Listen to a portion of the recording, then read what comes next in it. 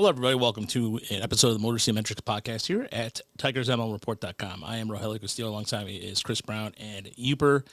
You can find us on Spotify, Apple Podcasts, where it listens to the podcast, and you can find our channel, Motor City Metrics, on YouTube. Please like and subscribe. And if you follow us on Twitter, MCM Baseball is the account. And if you want to like our Facebook page, it's Tigers Minor League Report. So we're not that cool to... Who's got the...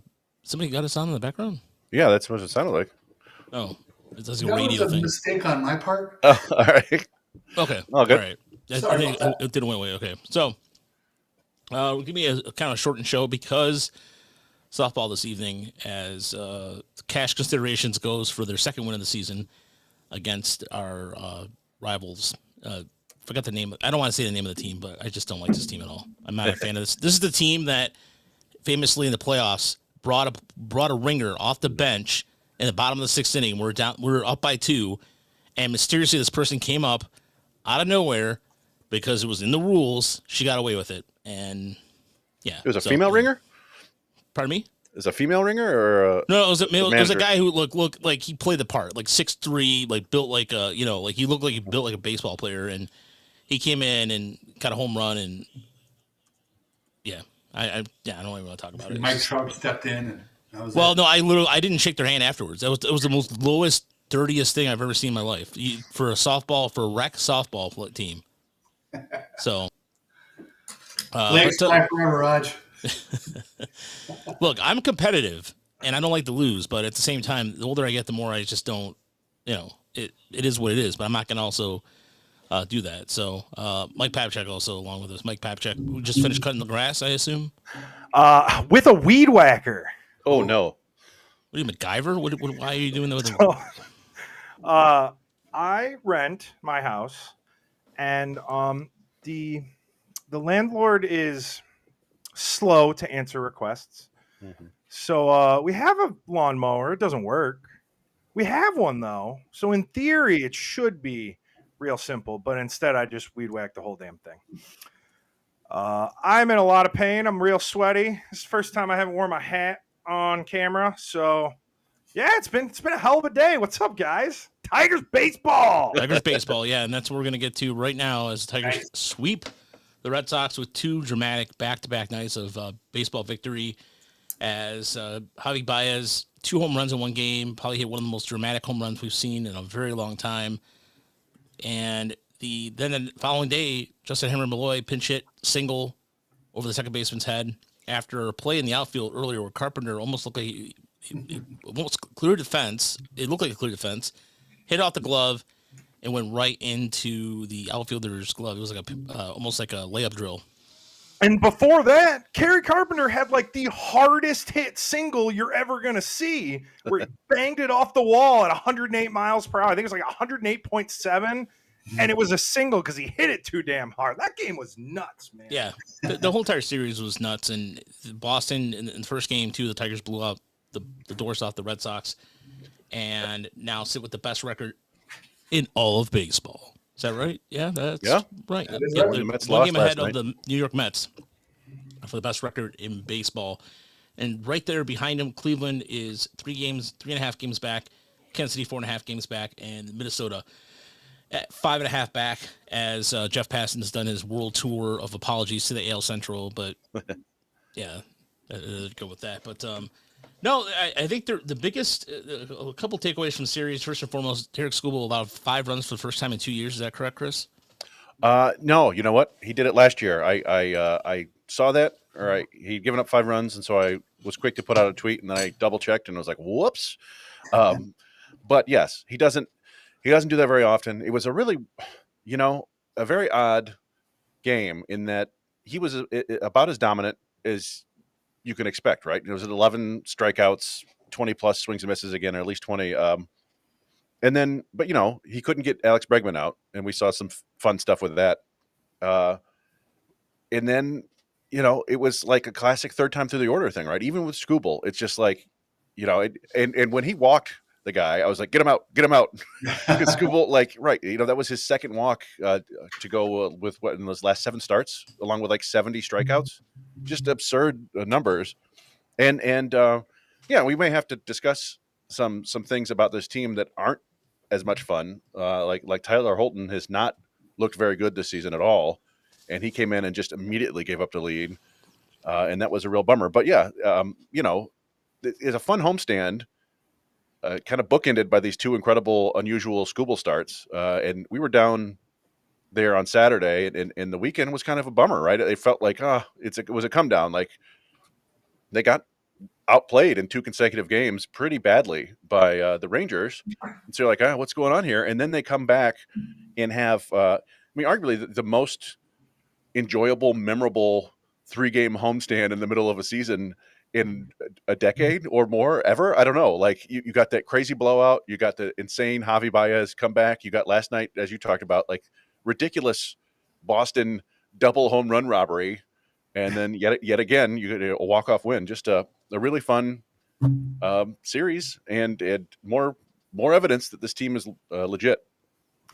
When poo-poo all those people, sorry, you could say so. I just want to say, like, poo-poo all those people that are like, wake me up with the playoffs. Like, that series was so much fun.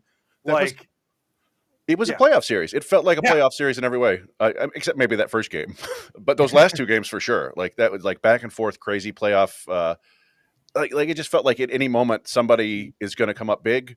And the game could have gotten away from the Tigers yesterday for sure. Tommy Kahnle came in and got a couple huge outs, and but yeah, it definitely had that intensity to it. So yeah, if people can't enjoy that, then I don't know what their problem is. And it's interesting that the pitcher usage, last night was, they came. I was really surprised. One thing Hinch did, and maybe today's off day played into it, was they brought Vest back out after 2 innings the night before and 36 pitches. And sure enough, the first two guys, they were just grounders, but they were hard hit, clean shot grounders for singles. And all of a sudden, he's in trouble, and he gives up the long line drive out to Green, but then it's first and third and 1 out, and you got Devers and Bregman coming up. And man, did Will Vest dig deep. He went after Devers. There's just no question about it. He challenged him and he beat him. And then he got, Bregman to ground out, fairly hard ball, and Torres made a, better than average play, but still it was a ground ball. It was good stuff by Will Vest, and I thought that he was kind of an unsung hero in that game. Like that inning could have got out of control real fast, but Hinch brought him in, did the job. The bullpen, like Bruce brought up, Kahnle's double play ball also hit kind of hard, but the Tigers had some things go their way and some things not go their way, and that's kind of what playoff baseball is like. I mean, the ebbs and flows and back and forth. That game either one of those games could have been lost about 3 different times. Yeah, there's a lot of times too where even, and I will say Mitchell's absolutely correct. Need to trade for a high leverage reliever eventually, and that's foregone conclude. Definitely good call there, Mitch, because I really think that's going to be the next logical step, because they call back down. So here's why I say this, because Jayce Young had a really good at bat, set up the Baez home run, and so did Trey Sweeney. And so, but at the same time, now you have Gage Workman coming back now in the fold. He's on Toledo's roster. So you have a logjam a little bit, if you will. The Tigers who knows what they're going to do here, but you have a situation where they have they brought up Akil Baddoo, which makes sense because he can give them outfield position flexibility. I mean, Green's going out there diving the ball everywhere. You're almost like, But you also have Matt Verling and Parker Meadows, who hasn't started his rehab yet, but Verling probably will be back next week. That being said, you really, in a way, you can now look at your situation in Toledo and go, okay, you have Workman, you have Navigado, you have Lee, and Young. And so the question becomes who's going to be the expendable one, because the Tigers have that flexibility to do so. Yeah, I mean, I think they're going to treat it the way there's kind of a hierarchy, right? There's the pecking order, and Lee and Young are probably still going to be their priority prospects there. So they're going to make sure that they get their playing time at second and third, respectively, and everybody else is going to have to move around them. That means, Workman could play some shortstop.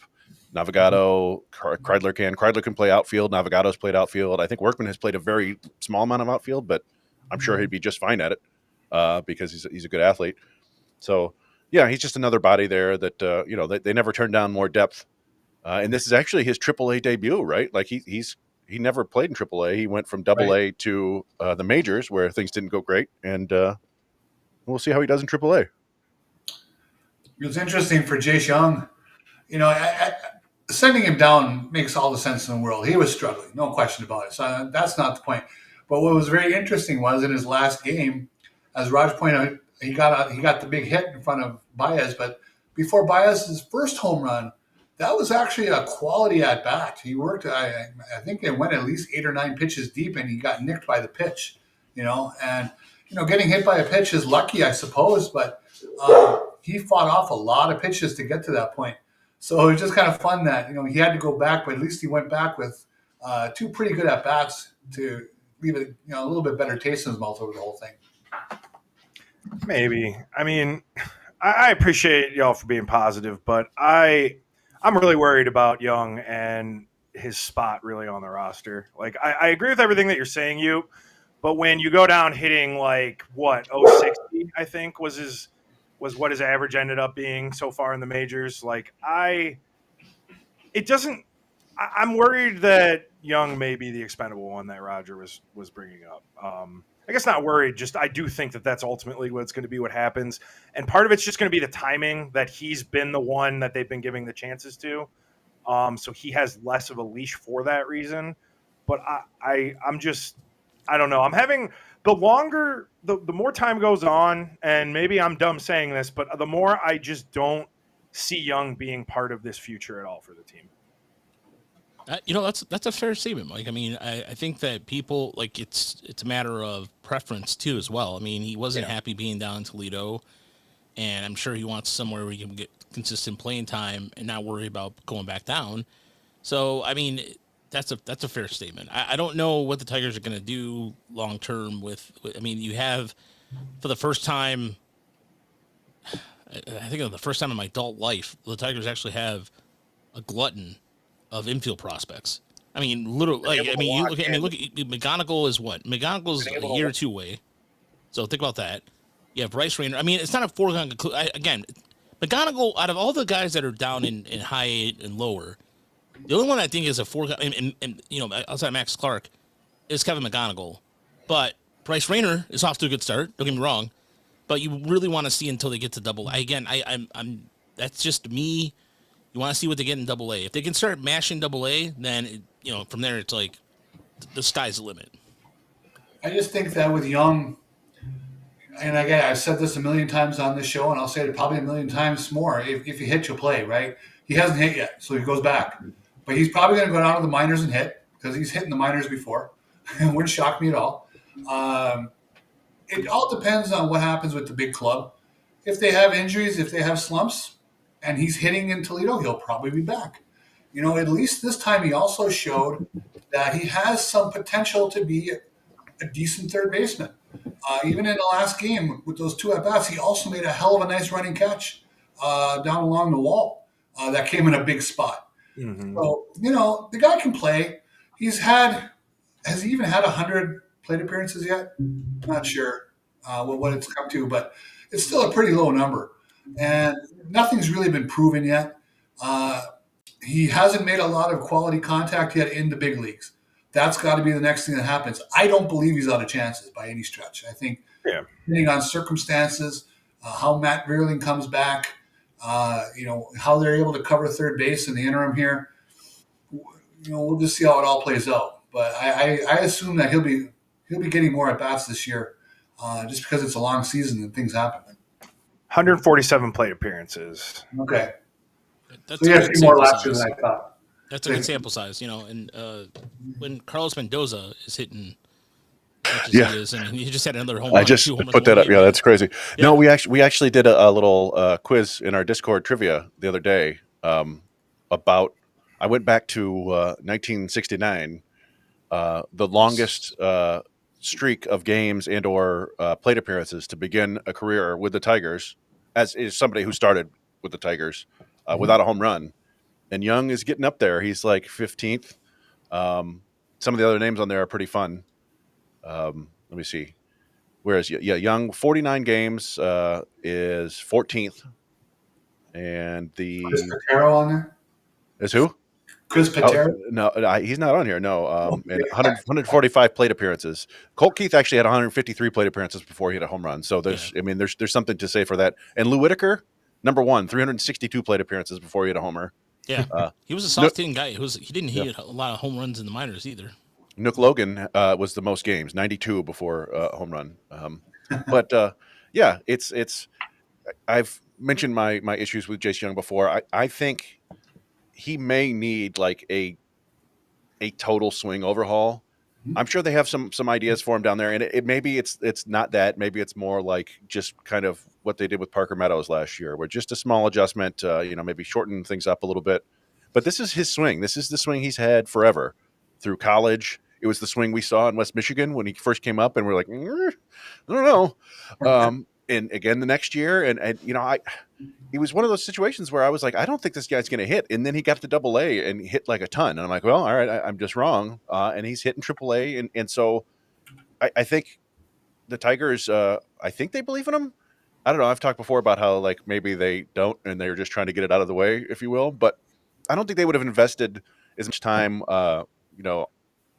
with him working on defense if they thought he couldn't hit in some regard. So, he'll get another chance. I agree. And he may get 2 or 3 more chances. You never know. I mean, we're talking about year 4 of Spencer Torkelson right now, right? Like when you're a first round pick, you get a lot of chances. So we'll see. But I mean, I don't know. I don't picture him coming up anytime soon. Right. Or like, forcing his way up or anything like that. Barring injury. Yeah. I would agree with that. All right, let's go on inside numbers.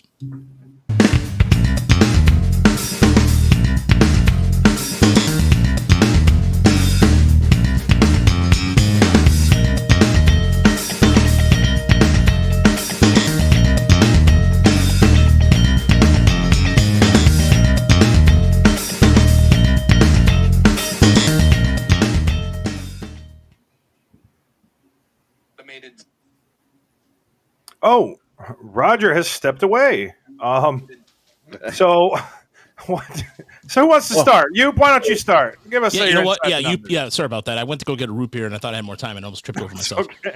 So yeah, go ahead.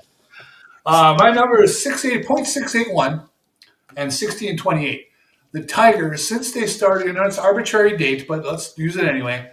And it's been posted a few places, but it's worth talking about. Since the Tigers started their run last August, they went 31-13 down the stretch. They've gone 29-15 now, so they are at 60-28 over their last 88 regular season baseball games, a .681 winning percentage. Unbelievable baseball. It's been about as shocking and enjoyable as it gets. But just to think, back a year. Let's go back to last spring where this club was. To think that they would have nearly 90-game stretch of playing .681 baseball was unfathomable. I mean, nobody saw it.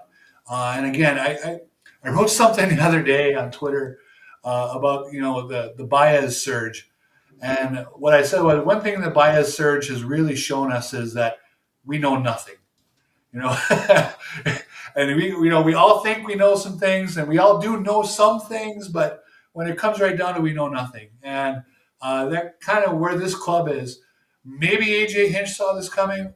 I doubt he saw .681 baseball over 90 games coming when it started. So .681 is my number for this week, and it's been a good time watching it. Yeah, absolutely. It is probably the best stretch of baseball I've seen from the Tigers, even since probably even before the glory years of the early 2010s. Because I never seen an offense click this well. It's amazing. Mike, what is your inside number?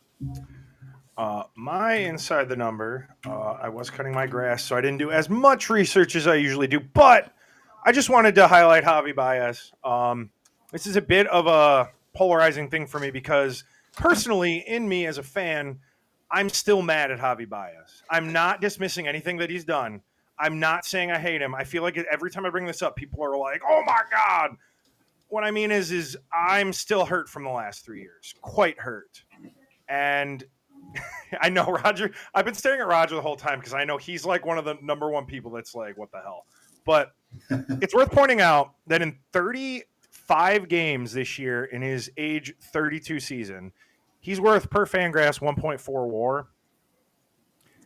If you take his previous 3 years combined, he's at 2.1 WAR, and that is a total of 300 games or 200. Doing quick math, it's like right around 300 games or 250 games.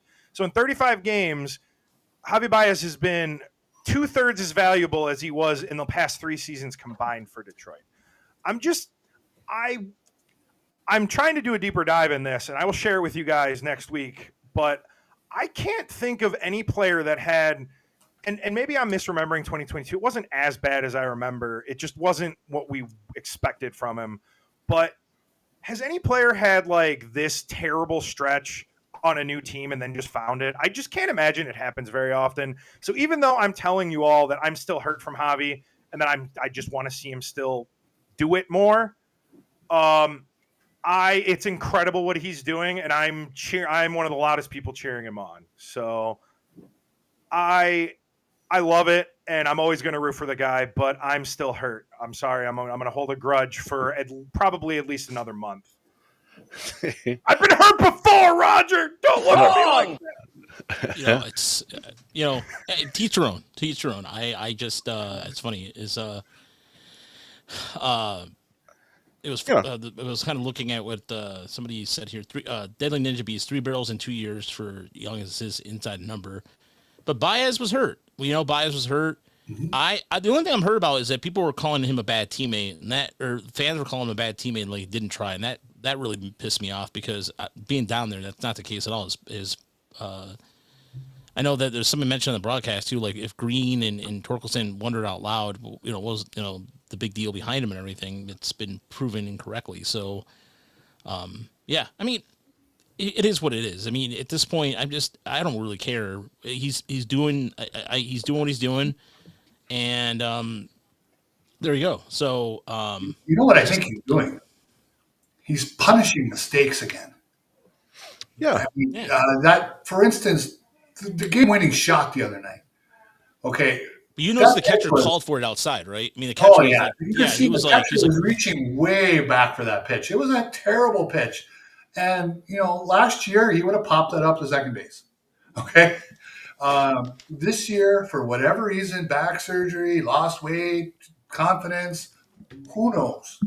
I did an article on it. He's changed his swing. He changed his swing mechanics. Well, there you go.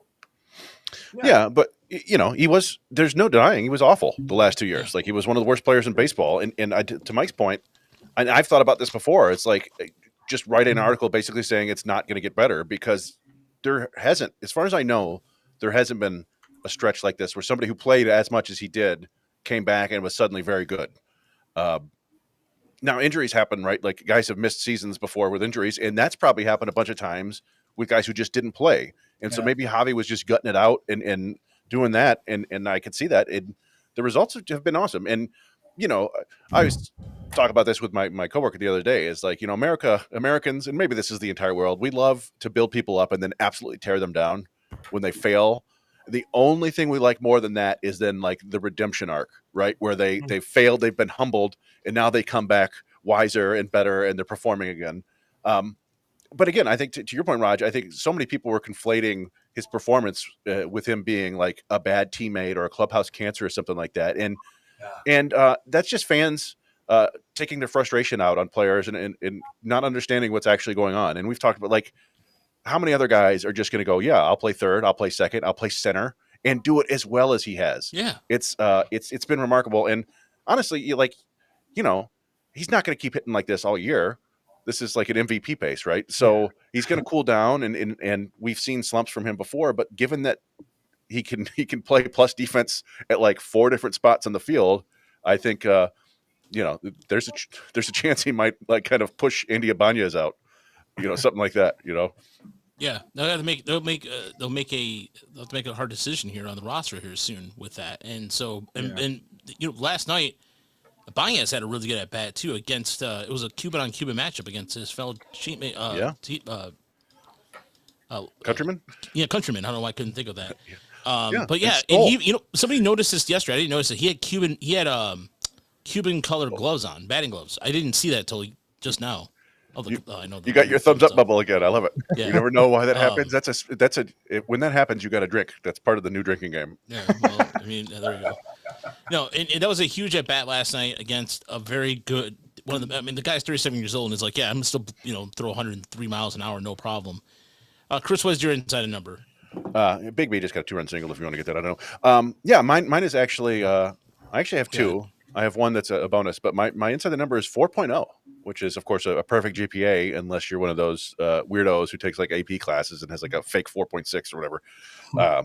That is the swinging strike rate of Max Clark in the minor leagues this year, which ranks fourth among 806 minor leaguers with at least 100 plate appearances. It was 8.5% last year, which is still very good, but he's taken this to like a completely new level.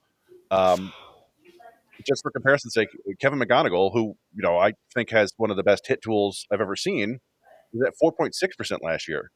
So Clark is doing better than McGonigal did last year in terms of not swinging and missing. And the results have been there. I've complained a little bit about like the lack of punch and the lack of other stuff, but he's gotten a couple home runs now. He's walking a lot. He's really, really turning himself into that kind of super valuable, pesky leadoff hitter. And to that point, the only big leaguers last year with a swinging strike rate under 4% were Stephen Kwan and Luis Arias. So yeah, he's turned himself into a legitimate plus hitter, and it's kind of fun. They're going to have some really annoying players in the Tigers in the next few years.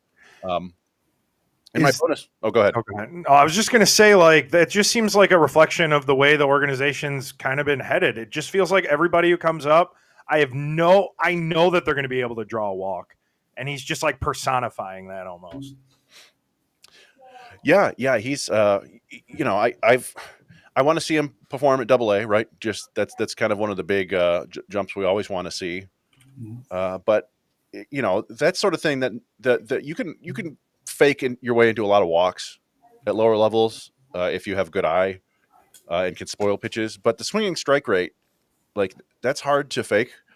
Now maybe he doesn't hit for enough power at higher levels, and pitchers can kind of knock the bat out of his hands or something like that. But I think it's in there for him. So yeah, it's I've been kind of critical of Clark on the other podcast, but it's hard to dispute what he's doing this year, and it's been fun to see.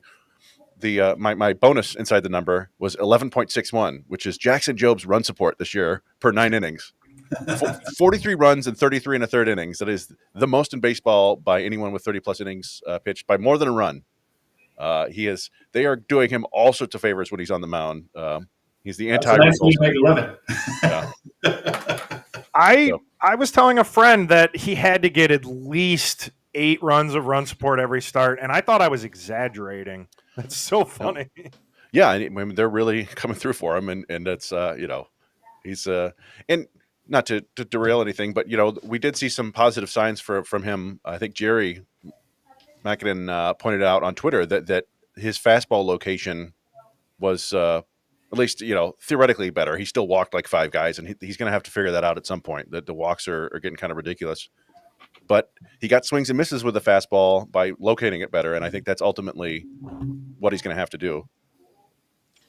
So I have 2 insider numbers, and one of them is it's more like I don't know if it's a stat necessarily, but Alan just was talking about the Gleyber Torres, by the way, made a really good play yesterday in the to start that double play. He made a nice diving stop.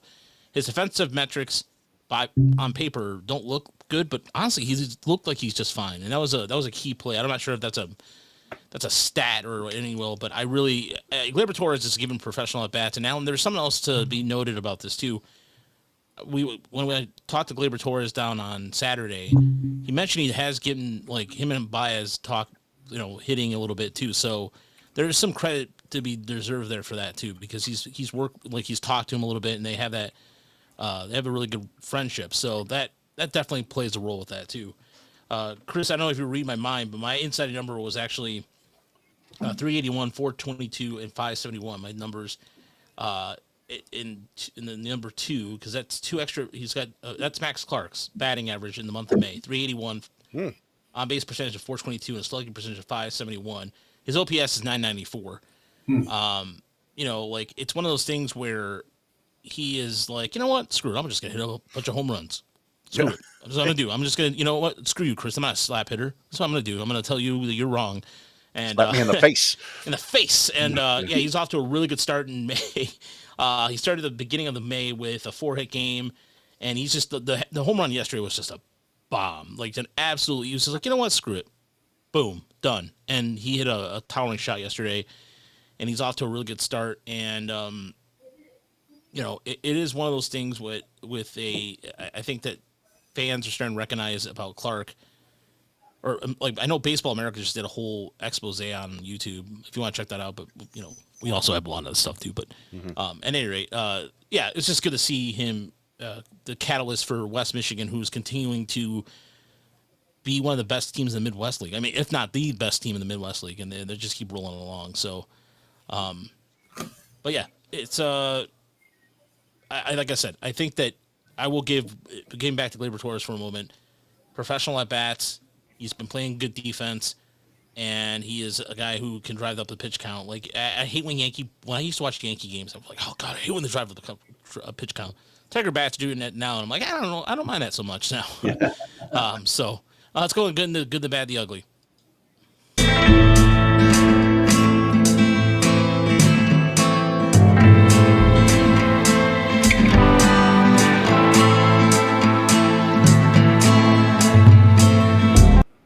All right. Well, the question is between the three of us, or between the four of us, will the Rockies be mentioned on the good, the bad, the ugly this week? So we'll find out right now with Mike. What is your good, the bad, the ugly this week? All right. My good, even though we've kind of done this before, I think I've probably done this even 2 weeks ago, but it's still happening, so I'm going to bring it up again. The AL Central. Last year is not a fluke. I'm almost just bringing this up again because I just feel like it's worth mentioning, highlighting every week. The Twins, the lowly Twins, are on an 11-game winning streak and actually have the second best run differential in the AL Central, and they are in 4th place. So just be aware, like, even though the Tigers are doing so well right now, they almost have no breathing room. I don't know. Like, it's amazing that they're doing so well, but it's just like, of course they're doing this well. And then 3 other teams are literally right behind them. Just something I'm always thinking of. I have a lot of Cleveland friends and I have a lot of Kansas City friends. And let me tell you, they are not worried about the Tigers at all. There's a lot of confidence in the AL Central. From everybody that I'm talking to anyway. Am I bad? And I don't know. I thought about not even bringing this up, but I didn't get the Alex Bregman booing during the Boston Red Sox series. Like, the dude did everything right in terms of, like, well, okay, let me rephrase that. The dude explained everything right. Like, he literally was like, I thought I was going to be in Detroit, and then I got more money. Like, it's something when you are giving that. I don't know if people ever think about it this way. And maybe this gets said a lot, but if you were handed that much more money to go to the Red Sox, so many people are going to do that. Most MLB players, I feel like, are going to make that choice. So I don't think Bregman did anything wrong ultimately. So I don't like that. I think Tigers fans are better than that. We clearly, take the high road, take the sweep, and don't boo them. I just didn't like that. Yeah. I'm with you on that. So here's the thing too. Using AJ's Hinch's quote about "don't join us," and then Jeff Rieger tried to ask him a question last night, debate him, and just like, nice try, dude. I'm not stupid, dude. And come on, Rieger. Look, you think Hinch was really going to answer that question?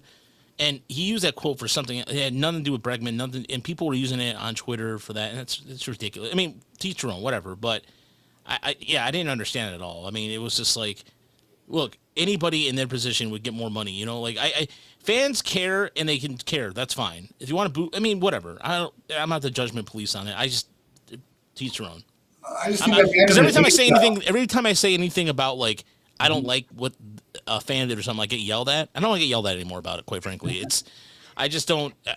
I don't agree with it, but teach your own. I just don't think all the fans who were booing or people who carry on about it on Twitter, uh, as Mike pointed out, the money was per year on the AAV was high. I mean, you can get higher than that. But also, I think players like having some control. And he gets opt-outs twice here in Boston, and he can go and do whatever he wants. Where if he had hooked up with Detroit, it would have been a lot of money, but you are there, lock, stock, and barrel for 6 more years or whatever the years ended up being. So if he chose that, okay, who's to say that's not the way he should take his life? He wants a little bit of control over where he'll be. I get it. There you go. Yeah. I didn't have any problem with it. I don't think it was necessarily like bad natured. It was boo. You didn't pick us. You waited all this time until you got an offer better than ours, so you could not pick us. Like you didn't want to come here, so boo, and we'll beat you. Like, and it was really fun watching him and Scooble go back and forth. Scooble will say take a pitch, and then he did, and then he got a hit, and then Scooble said take 2 next time. Like it's fun, and I think. I don't know if that will continue happening, right? I think people will forget about it fairly soon, particularly if the Tigers keep winning. But whatever. It's good to have villains, even if it's not really anything bad. And I don't blame Bregman for taking more money at all. And he's been awesome this year. He would have been great to have at third base. He may opt out because he's been so good and go get even more money. And maybe the Tigers have another chance at him. So maybe we don't boo too loudly. That might be your future third baseman. Ooh, look at how you lead with the triple. Oh, Hey, right. I'll get that. Us Cardinals fans, you'd never find a Cardinals fan doing that. Oh yeah, right. Get out of here with that nonsense. Cardinal fan elitist. Yeah, you're muted. You're muted, Mike. So maybe I didn't mute you for the record. You muted yourself. Ooh, well, yeah, I'm typing. Sorry, keeping okay. notes. I don't know why, Roger. I feel like I'm just saying things to get a reaction out of you. I don't have anything against you, but I've noticed I've said a lot of things and I've been staring right at you. I don't know what it is. Yeah, I know, and I'm just wondering what's going on here. I mean, usually it's Chris. I do have to go in a few minutes because I have softball. But dang. Well, let me get through my ugly real quick. Yeah, then. Because I know I talk a lot about how the Minnesota Twins are just going to get injured again and again, and that's what happened. Correa and Buxton. I don't know if you guys saw their little collision. Yes. They didn't bump heads. They headbutt each other. That was when they violence. slowed it down. Holy crap! I did not. Oof. Made me real uncomfortable. But I mean, I make so many jokes about the Twins. I don't want to see any player injured, regardless of what it may sound like. I don't love seeing it happen, but like, are you kidding? Of course this happens in Minnesota. I don't know. Yeah. It's just the way it is. It's just a matter of time. And of course it involved Buxton. Yeah, of course, yeah. Hubert, what is your good, bad, the ugly? Well, I was going to talk about Gleyber Torres and the Twins' concussions, so we'll gloss through this real quick. Right, But, with Gleyber Torres is my good.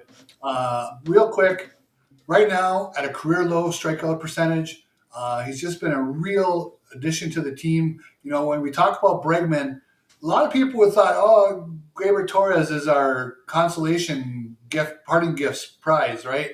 And he has turned into a very important player. But let's move on from that. I'm going to switch to something a little more personal on the good. This week alone, at work, I have had baseball discussions with at least 6 people involving the AL Central. And I can tell you this, I've been working at that school for 9 years. That is approximately 6 more than I've ever had before. And I talked to the coach of the baseball team. He's a Twins fan. And he goes, when are the Tigers going to cool off? The Twins have been winning like crazy. We're not making up any ground. I talked to the principal of our school, Royals fan. He goes, we won 15 out of 17. And I keep looking at the standings, and the Tigers are still way ahead of them. And then I talked with another Twins fan, a woman I work with, who I didn't even know liked sports. And all of a sudden she knew that the Twins had won 8 in a row. And we're looking up at the Tigers. You got to be kidding me. So it is kind of fun that what winning baseball can bring to your life, because the Tigers have been so moribund for this, decade. Nobody wanted to talk about them. People laughed at the shirts I might wear. But now the Tigers are in the discussion. The other teams are good. They're in the discussion. For a baseball fan, that doesn't get much better than that. My bad was the double concussion. The only thing I'll add to that is Correa. He did that thing with the arm that people talk about in concussions, where your arm kind of goes in front of you and you're kind of not a seizure so much, but they call it the karate motion, or there's a name for it. So that was kind of ugly. We know both of those players, Correa and Buxton, have missed a lot of time over the years. So the Twins, their winning streak, I think, is up to 12 or 11 or 12 right now. 11, yeah. 11, yeah. So, for their sake, hopefully this isn't that big of a deal. They're out for the minimum amount of time, but it looks bad, at least initially. We'll hope for the best. My ugly, this one, you can go either way. I've never been a big fan of Pete Rose, and I know he's polarizing and he's talk show poison or talk show guaranteed ratings for whatever, but it looks to me like he's going to get in this time. I think there's that groundswell of support where people just want to get it over with. He called it, though. He called it. What's that? I said he called it. He said he was going to get in when he died, and he that's true. I've always hated the one thing that people would say, well, he only bet on his team to win. Okay, first off, that's garbage. Why do we believe him, number one? I mean, when did he ever get accused of telling too much of the truth, right? And then the other thing is, just because you're winning, you're trying to win, that doesn't mean you're not using a pitcher for the third night in a row when his arm is hurt and he needs a night off, or you're pushing a starter for an extra 4 outs when you should get him out of there because you want to win your bet, right?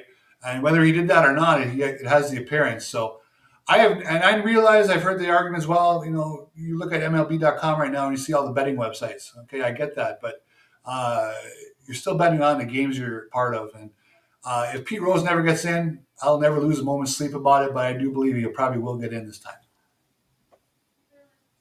I just want to say I've never. Yeah, I mean, go ahead, Roger. Sorry, it lagged a bit, buddy. No, go ahead. No, you're good. You're good. So I have never go ahead. Had true, strong feelings about Pete Rose, but I think it is crazy to think about if somebody did that now, they wouldn't get a lifetime ban, would they? They'd get a ban, but I mean, players have bet. I mean, I guess we don't have a modern day precedent, but I don't think they'd get a full-time ban. So I'm not saying it's right. I'm just saying it's interesting to think about. Yeah. No, I mean, even that part of it too, with Shoeless Joe Jackson now being eligible now, which is to me the most. I mean, Charles Comiskey screwed over his own players for that, and gambling was gambling. It's like the whole thing about Shoeless Joe Jackson, but it's just I don't know. It just seems a little weird to me now that all of a sudden. Decided to do that, and I think he'll probably get in before Pete Rose will, and so I just don't. I don't know. I feel like. Yeah. Go ahead, Chris. All right. Well, Pete Rose was a terrible person too. Yeah. Also, I think a relationship with a 15-year-old girl too. Yeah. And I think he said I thought she was 16 or something like that. It was like, well, Pete, I don't know. Yeah, and I think Shoeless Joe, right? Wasn't it kind of proven that? He played really well in that World Series, right? Yeah. I don't know. I do think it could set a precedent, right? Like the gambling has always been the one, like the third rail, right? Like you can't, if you get caught gambling, you can't play. But yeah, to your point, Mike, like gambling's everywhere now. And who knows if one day we'll find out that it was really Shohei Ohtani with all that stuff. I mean, that kind of went away pretty quickly. But I don't know. Pretty quickly. Yeah. So anyway, that's one of the first things I'm going to ask if there's really a good place or a bad place. I'm serious. I think about it all the time. Did Shohei Ohtani really do it? Because imagine if that happened when he's like the biggest star in baseball. Like that would have. Oh my man. Yeah, that would have been. The scandal of scandals. You get this robotic monster. Alien baseball player who's so good that he just has to gamble on ping pong in Germany or whatever. Right. Insane. All right. I'll I'll go real quick because time is becoming very limited. So as far as like there's like I said with the Tigers being on the top of the AL power rankings, which is good. I mean, it's always going to be a good thing. More bad and ugly, weird this week. So, former MLB shortstop Rafael Furcal was arrested on multiple felony charges for throwing a deadly missile into an occupied vehicle. I'm not making up that headline. What, like a grenade? Threw a deadly missile. Now faces felony charges. So apparently, it says throwing quote a deadly missile into a car. Local 10 reports. He turned himself in. What little is information about the incident or what constituted as a deadly missile were available.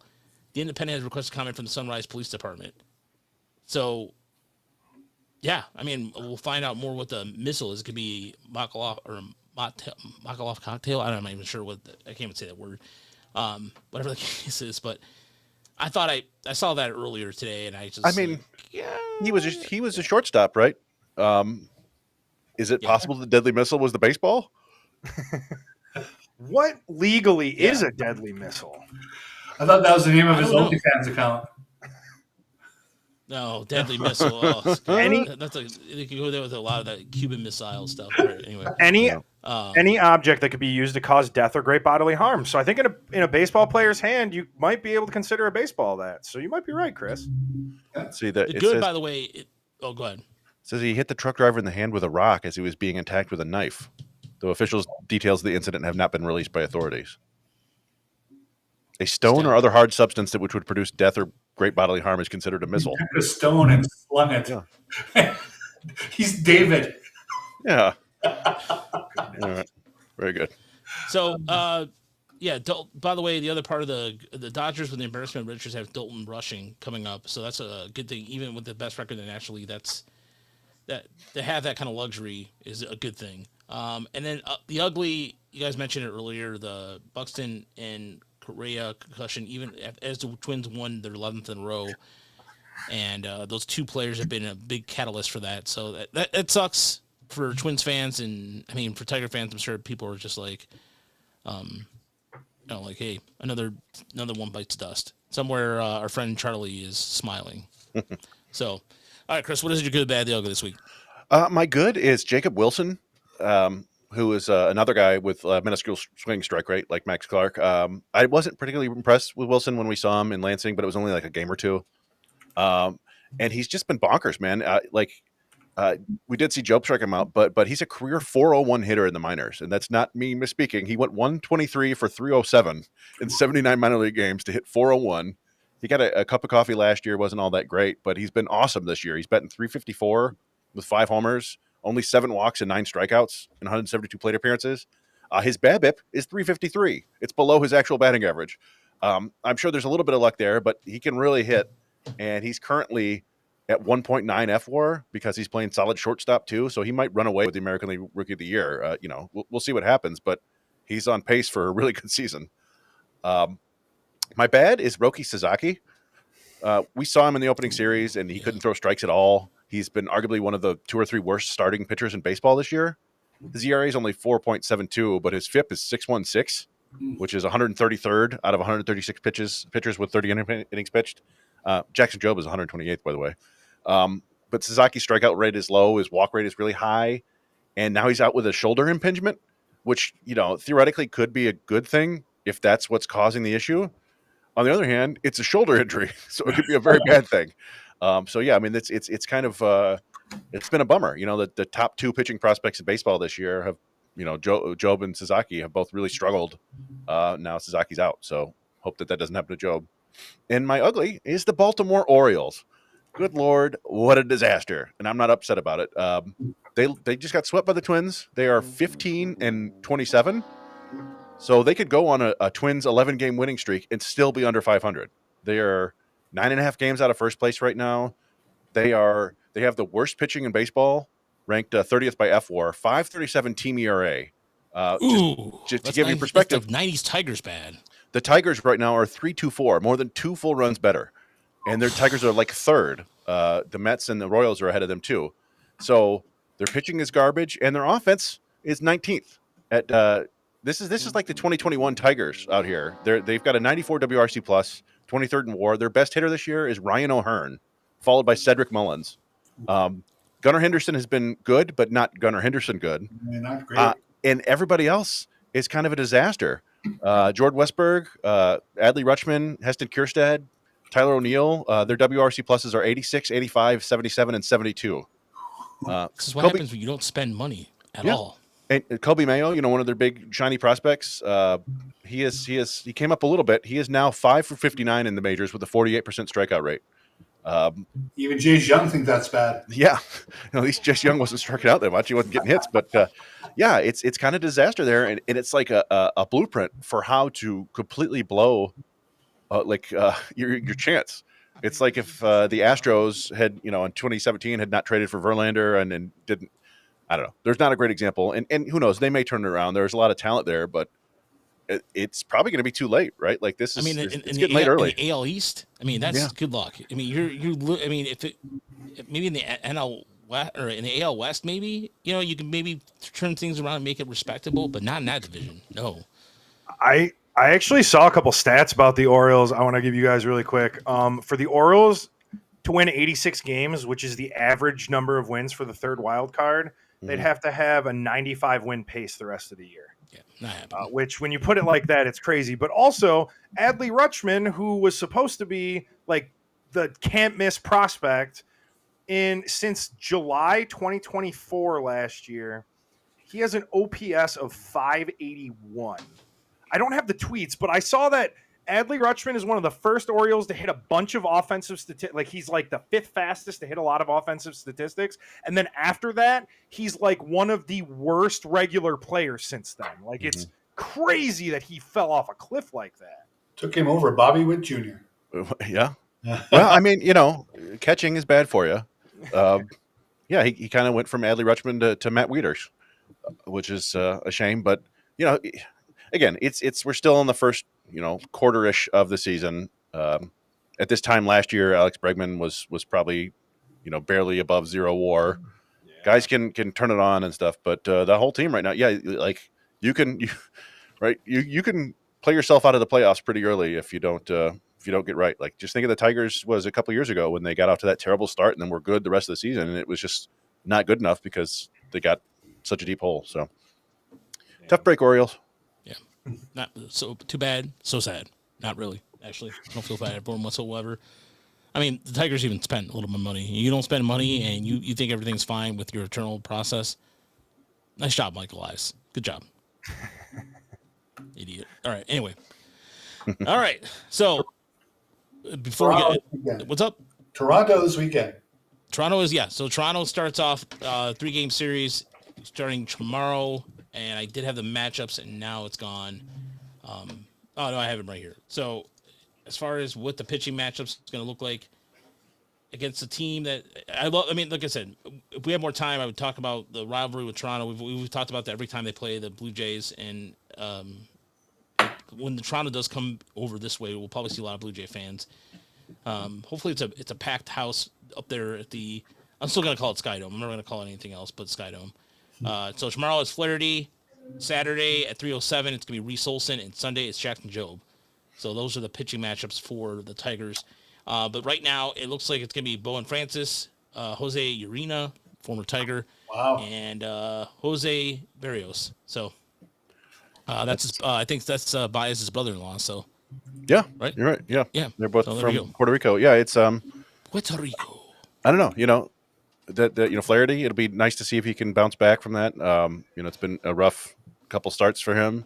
Olsen had his worst start of the year, I think. I don't know if that's actually by the numbers, but felt like his worst start. And Jobe's got some work to do, but I don't know. I like the idea of them scoring a lot of runs in Toronto. It seems like that's possible. Yeah. Evidently, Toronto's bullpen has been horrific. So if the Tigers can get into that bullpen, they should be able to make some hay. You would hope. You're missing Gausman and. Right, and who else is on Toronto? Scherzer's out for 60 days, right? Yeah. Again? Oh, Scherzer's out. Oh, I didn't know it was 60-day. He's got a thumb and a back issue. Oh boy! All right. Well, anyway, thank you so much for watching. Thank you so much for listening at home. If you're listening at home, And we'll be back if you want to listen to us on the on the Tiger Monitor Report on Monday. There'll be some videos coming out this weekend. We'll be breaking down some more players over the weekend. I just said that, sound redundant. I always find a way to wrap the show up awkwardly. But thanks so much. We'll talk to you soon. Have a good night, everybody. Stay classy.